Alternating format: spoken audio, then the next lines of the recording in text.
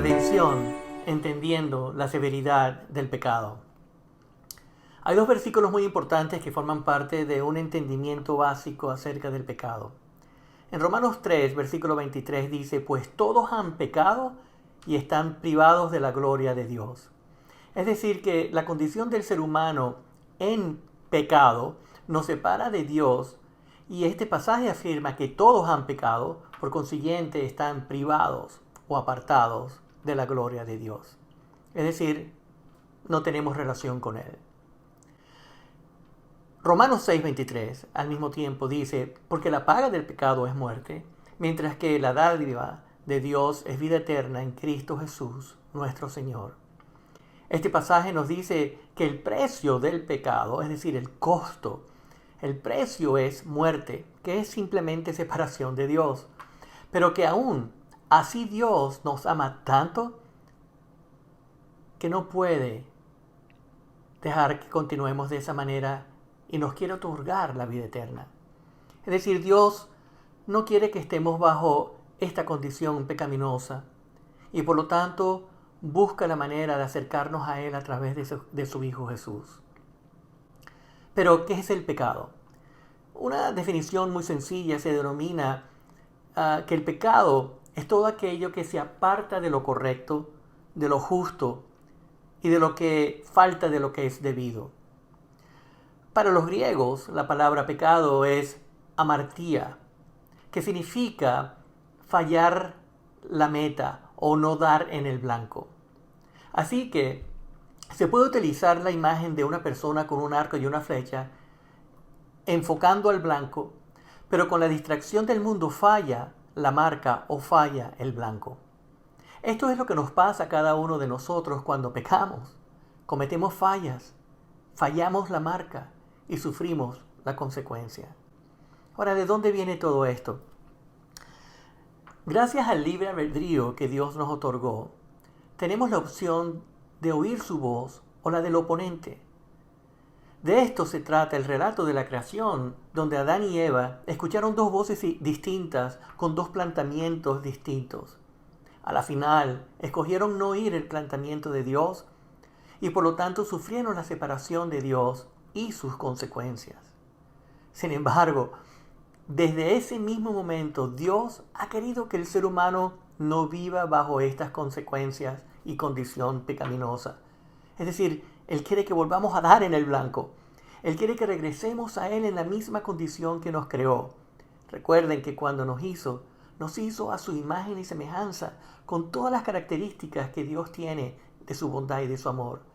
De manera que Él sigue ayudándonos en nuestro libre albedrío a que recapacitemos y volvamos a dar en el blanco. Es decir, volver de nuevo a estar en armonía con el Creador. Para esto hay que aprender a rendirnos a Él y sus instrucciones nos ayudan a lograrlo.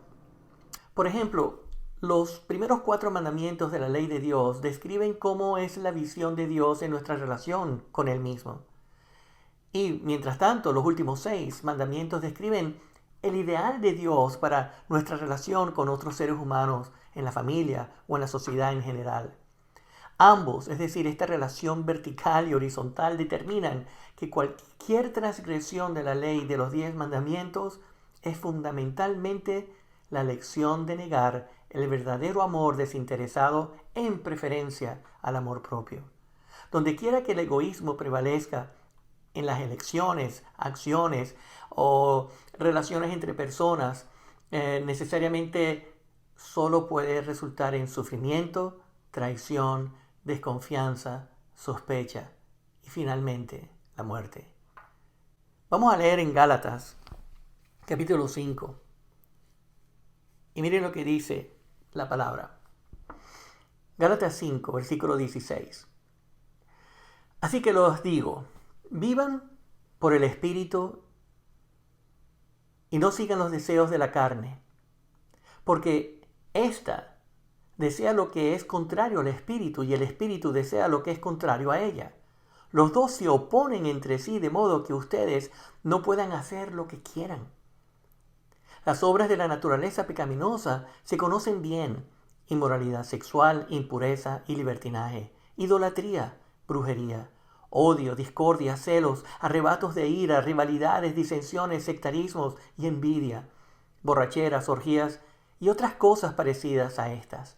Les advierto ahora, como les he dicho antes, que los que practican tales cosas no heredarán el reino de Dios.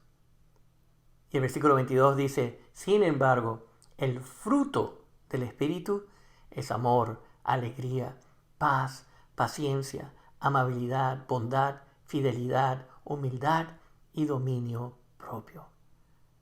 Los que son de Cristo Jesús han crucificado la naturaleza pecaminosa con sus pasiones y deseos.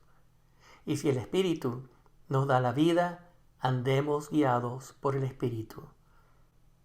Entonces, palabras poderosas de Pablo, instrucciones que nos ayudan a tomar la decisión, ¿cuál de las dos quiero yo vivir? En otras palabras, un pecador es alguien quien ha elegido la ambición egoísta sobre las relaciones amorosas y desinteresadas. Tal persona es un buscador de sí mismo y un traidor en las relaciones. Es la corrupción del egoísmo a nivel del corazón. Ese es el nivel. Nuestras acciones son simplemente la expresión de la corrupción del corazón. Nuestra situación sería desesperada si no fuera por el hecho de que Dios ha provisto un Salvador. A través de la muerte de Jesús, Dios ha provisto todo lo necesario para restaurar nuestra relación rota con Él. Solo tenemos que rendirnos a sus pies y dejar que el Espíritu Santo nos guíe a apuntar siempre en el blanco. Y Jesús es el blanco. Quisiera terminar con este pensamiento. Dios no nos exige que renunciemos a nada que no nos conviene retener. En todo lo que hace, tiene en cuenta el bienestar de cada uno de nosotros, sus hijos. Ojalá que todos los que han elegido a Cristo se den cuenta de que Él tiene algo mucho mejor que ofrecerles de lo que ellos buscan por sus propios medios.